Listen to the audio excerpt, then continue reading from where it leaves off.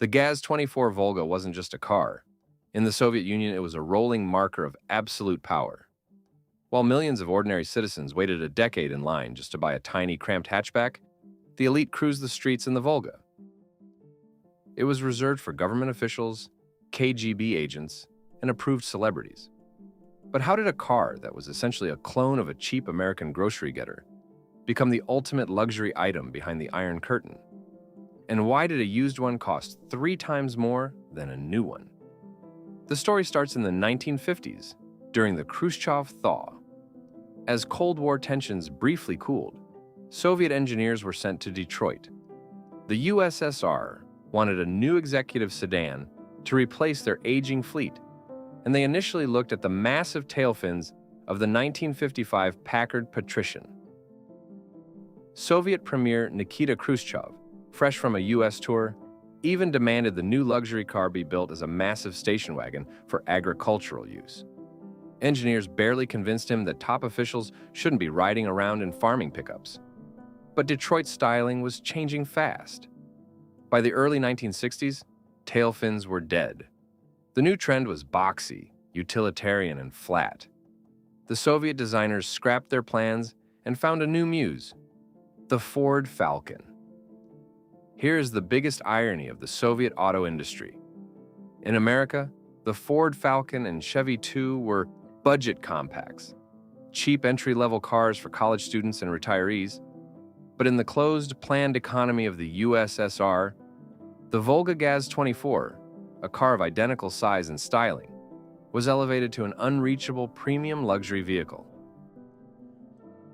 Approved in 1964, the GAZ-24 took a massive 11 years to hit the assembly line.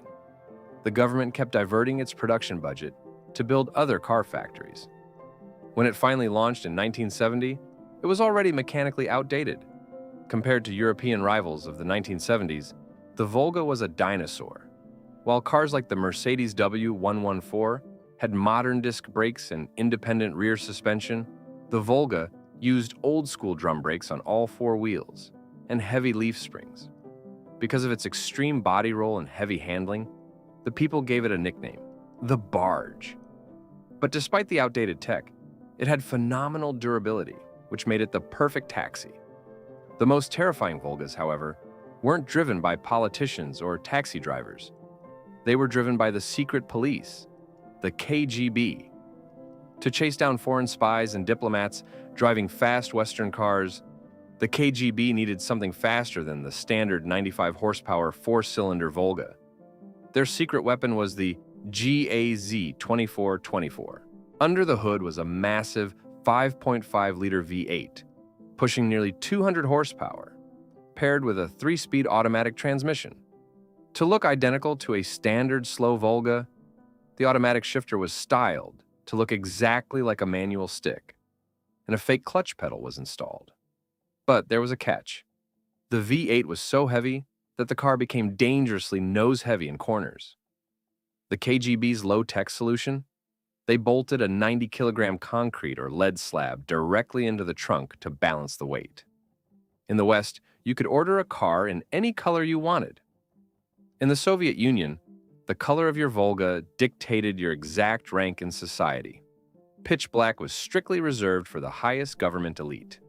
Light gray was for lower-level managers and factory directors, and yellow or lime green.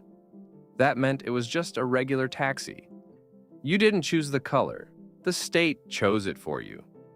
Buying a Volga as a regular citizen was almost impossible. The official price was a staggering 9,500 rubles, and you couldn't just walk into a dealership. Cars were strictly distributed by the state.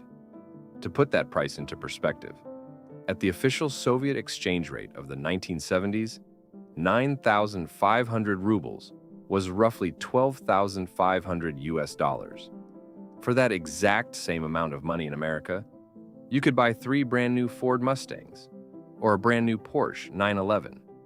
In the USSR, it bought you a 4-cylinder sedan.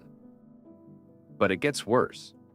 Because citizens couldn't legally buy a new one, underground businessmen would hunt down completely worn-out, decommissioned Volga taxis.